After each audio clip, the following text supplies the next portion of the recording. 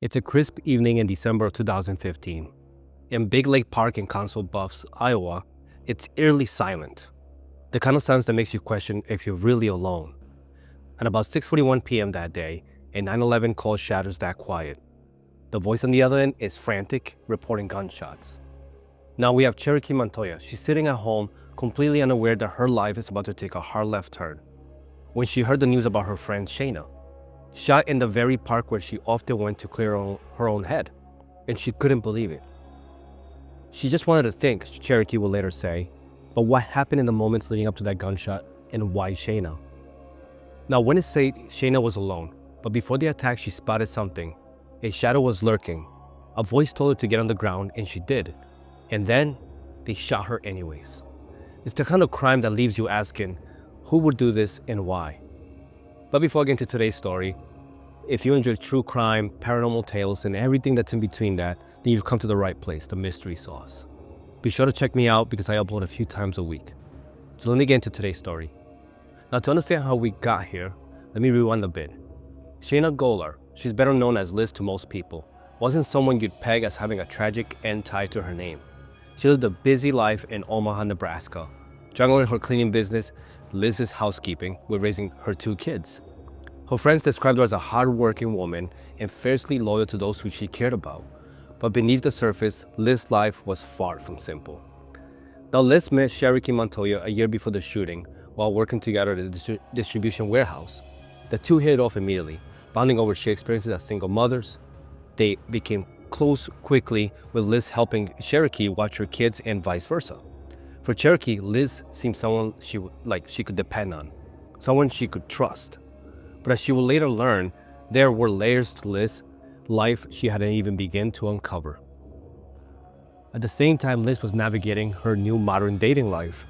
She was fresh out of a rocky relationship, and she turned to the online platform dating site called Plenty of Fish. That's 2015's Tinder. It was a popular dating site that promised millions of potential matches. It was through this digital labyrinth that she met a man named Dave Kroupa, a single father of two who had recently come out of a long-term relationship himself. Now, Dave wasn't looking for anything serious. He made that clear to every woman he met on the dating site. After a 12-year relationship with his ex, Amy Flora, that had ended, he was focused on his kids and enjoying his freedom. His bluntness was a breath of fresh air for some, but not everyone was prepared to handle this no-strings-attached approach. Now, Liz, however, seemed different at first. When they met for coffee at a local diner, she was charming and easygoing, or at least that's how Dave saw her, right? They dated casually for a few weeks, and while Liz made her intentions for something more clear, Dave held firm. I told her from the start, he would later say, I'm not looking for any commitment at all. And Liz nodded as she understood, but her actions over the following months would tell a complete different story. Meanwhile, Liz wasn't the only woman in Dave's life. Plenty of Fish gave him an endless stream of dating possibilities, and he wasn't shy about exploring those. Liz knew this, and though she claimed to be okay with it, cracks began to show in her facade. She wasn't just another name on Dave's dating roster. She wanted to be the name, but Dave didn't see it that way. Now here's where things start to get a little complicated. Dave Kroupa thought he had everything under control. He'd been upfront with Liz from the beginning. No strings, no commitments. In short, she's not in agreement, but her actions told a different story. At first it was subtle, checking in a little bit more often than he liked, asking harmless questions. Hey, what'd you do last night? But it didn't take long for those questions to sound more like accusations. And when Dave mentioned he had plans for the evening, Liz would conveniently show up at his place right before he left. And her strategy? Seduction. The power of seduction. She made it a point to distract him with a little intimacy, as if to keep him from pursuing anyone else. It worked a few times. Dave wasn't complaining, but it didn't stop him from dating other women.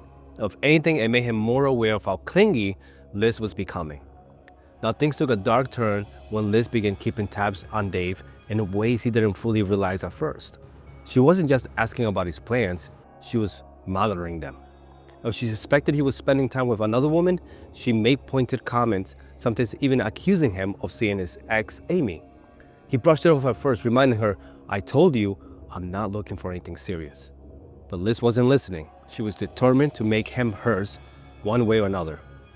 Then came the messages. At first they were sweet and playful, but they quickly turned into long, rambling emails about their potential future together. Liz even kept proposing the idea of a 4-week commitment, some kind of trial relationship to see where things could go. Dave grew increasingly irritated. He shut her down every time. "I'm not doing this," he replied. But Liz wasn't the type to take no for an answer. Level 5 clinger. Around this time, Dave met someone new, a woman named Cari Farver. Unlike Liz, Cari was smart, funny, and confident. They hit it off immediately, and their chemistry was electric. Now Dave felt something he hadn't in a long time: excitement. He began spending more time with Cari and less with Liz. But as he grew closer to Cari, Liz's behavior became more erratic. That triangle love is happening. Now one day, Liz shows up unannounced at Dave's apartment while Cari was there. It wasn't just an awkward encounter, it was hostile. Liz's eyes flicked between the two of them, and her demeanor changed instantly. She didn't say much, but the tension was undeniable. Cari, unfazed, brushed it off as no big deal. And Dave, on the other hand, started to feel very uneasy. Something about Liz's energy in that moment stuck with him. And not long after, Dave began receiving these anonymous text messages and emails. At first, they were strange but harmless.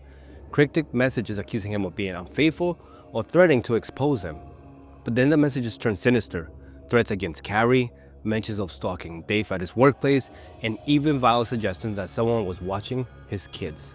And Dave had no proof that it was Liz or Cari, but in his gut, he knew it was somebody that he knew. But he didn't realize was just how far Liz was willing to go. This wasn't just about winning Dave over for Liz, it was about eliminating anyone who stood in her way. Alright, so here's where things take a sharp turn. It's November 2012, and Dave is settling into what feels like a budding relationship with Cari Farver. She's vibrant, independent, and refreshingly no nonsense, a complete contrast of Liz. But one morning, out of nowhere, Cari vanishes. Not physically at first, it starts with a text. Dave wakes up to a message from Cari that doesn't sit right. It's cold and abrupt. "I don't want to see you anymore. Leave me alone." And Dave is caught off guard. Just the night before, they were laughing, talking about making plans for the weekend. This doesn't sound like the woman he's been getting to know. Confused but respecting her wishes, responds, "Okay, if that's what you want." But Cari doesn't stop texting. The messages keep coming to Dave, and they're increasingly bizarre. She accuses Dave of cheating on her, of being a liar. She threatens him, saying she'll ruin his life. And it's not just him. Amy's, Dave's ex, begins receiving strange messages too. Some of them reference her children, and the implication is clear: someone is watching. At first, Dave thinks Cari's spiraling. Maybe she's not who he thought she was. But as the days turn into weeks, something gnaws at him. These messages don't sound like her, but they're erratic, unhinged. Cari was never like that. Then Liz starts showing up more often. She's there to console Dave, conveniently around when he seems more stressed. She tells him she's seen Cari around her apartment complex, acting erratic. "She's crazy," Liz says, shaking her head. Dave, desperate for some kind of explanation, starts to believe her. Now months go by and the messages don't stop at all. They come at all hours from multiple numbers and email addresses. Whoever's sending them knows intimate details about Dave's life, where he goes, who he talks to, even where he eats. Then things to escalate. Dave's car is vandalized, Amy's home is broken into, and the messages from Cari just grow more threatening and more personal. And then comes the breaking point. One day, Dave returns home to find a photo in his email. It's of his own apartment. Taken from just outside his window, the subject line is chilling: "I see you." It's that moment Dave realizes he's not dealing with a squirrel lover, he's dealing with someone dangerous and psychotic. Now, Cari's mother files a missing persons report. She hasn't heard from her daughter in months, not even to check on her own son, which is completely out of character for Cari. The police begin investigating, and what they find only deepens this mystery. Cari's car is discovered abandoned, with her belongings still inside, and no one can explain how a woman who seems to be everywhere online has in reality vanished without a trace. Meanwhile, Liz's presence in Dave's life grows stronger. She's there to support him, to listen. She even claims she received threatening messages from Cari too. But something about Liz's behavior doesn't add up. The coincidences are piling up, and Dave is starting to see a pattern here. So investigators start to piece together everything that is happening. They uncovered a horrifying truth about what had happened to Cari Farver. Liz had been obsessed with Dave from the beginning, but when Cari entered the picture, Liz's jealousy turned deadly. She saw Cari as competition, a woman who could offer Dave everything she couldn't. And for Liz, there was only one solution. Cari had to go. So how did Liz do it? It all started with a calculated plan to lure Cari into a trap. And the day Cari disappeared, Liz contacted her under the guise of wanting to clear the air. She played the role of the reasonable ex, suggesting they meet to discuss boundaries and ensure there wouldn't be any tension in their overlapping lives. Cari, even ever the optimist and lightly unaware of the depths of Liz's obsession, agreed to this. Once they met, Liz wasted no time. Investigators believe Liz ambushed Cari, either incapacitating her or quickly or coercing her into a vulnerable position. It's unclear whether Cari fought back, but evidence suggests that Liz acted with a chilly precision. After killing Cari, Liz disposed of her body in a way that ensured it would never be found.